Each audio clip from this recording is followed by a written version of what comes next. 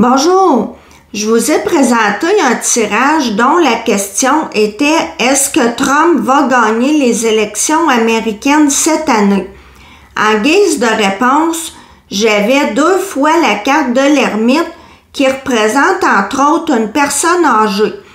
J'étais embêtée, je m'étais dit que peut-être que les deux, Trump et Biden, arriveraient à égalité. Je m'étais dit que c'était comme pas possible que les deux soient présidents. Cependant, oui, c'est possible, à bien y penser quand on considère l'âge des deux. Et d'ailleurs, j'ai entendu une personne dire que les Simpsons avaient prédit que Biden gagnerait, mais qu'il finirait pas son mandat et que ce serait Trump qui le finirait. J'ai fait des recherches, j'ai rien trouvé à cet effet. Ce que j'ai trouvé, c'est que les Simpsons avaient prédit que Trump se représentait aux élections. Je vais vous faire une petite parenthèse à propos des Simpsons. Si vous écoutez aussi des tirages en anglais, vous avez sans doute déjà entendu Janine Mongeau de Tarot by Janine, qui avait fait un tirage sur l'auteur des Simpsons parce qu'elle se demandait comment se fait-il qu'il avait fait toutes ses prévisions. Et finalement, ce qui avait ressorti, c'est qu'il descend d'une longue lignée de sorciers, entre guillemets. C'est que toute sa famille ont des dons. Voilà, alors si lui ne le savait pas, il doit commencer à le savoir. Bon, on revient à nos moutons. Ma question, est-ce que Biden va gagner les élections? Ici, avec l'ermite et le désert, ça peut parler d'une personne âgée. C'est lui qui fait une traversée du désert en se lançant en campagne. Et le désert peut aussi faire allusion à l'aspect stérile. Qu'est-ce qu'il va bien pouvoir apporter au pays, considérant ses facultés, ses capacités qui sont grandement diminuées? Avec le retard ici, il se fait tard. Il aurait mieux fait de se retirer pour aller jouer au bingo. Il est instable psychologiquement et physiquement. Ici, j'avais l'amoureux inversé que j'ai recouvert. On a un gros doute qu'il puisse remplir un autre mandat. On a l'impression que la campagne est à peine commencée, qu'il fait un peu n'importe quoi et dit un peu n'importe quoi aussi. Avec le mensonge inversé, on n'est pas dupe, ça représente beaucoup d'argent d'aller en campagne.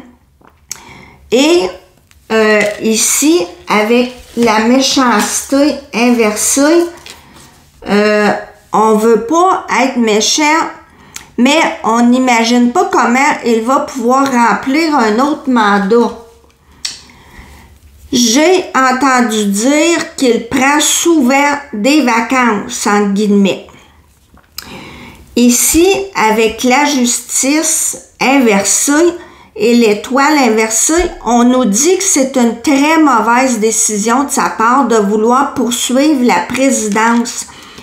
Avec la paix inversée et la distance, on est inquiet parce que même si ça ne nous concerne pas directement, on sait qu'on risque de subir les répercussions ici indirectement de ses futures décisions. Par exemple, s'il y a un conflit qui dégénère avec un autre pays, ça va nécessairement nous toucher.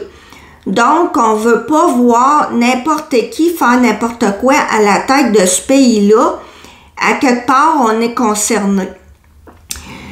Ici, c'est notre première réponse. Avec la lune inversée, on va voir des choses très évidentes qui vont sortir à son sujet, peut-être aussi concernant la campagne présidentielle. Je pense à son état de santé réel. Peut-être qu'on nous montre pas tout, là. je pense qu'il va se rendre aux élections et gagner de peine et de misère avec la force. Ça peut vouloir dire aussi c'est un bras de fer là, entre lui et Trump et qu'on lui force un peu la main pour faire tout ça. Il pourrait par la suite ici s'excuser de devoir se retirer pour des problèmes de santé. Il pourrait reconnaître la perte de ses facultés. Pour moi ici, là, les présents inversés, voyez-vous, ça tombe, pour moi, c'est la perte de ses facultés où on va nous cacher une partie de la vérité. D'après moi, c'est déjà le cas. On nous montre pas tout pour qu'il puisse finir la campagne.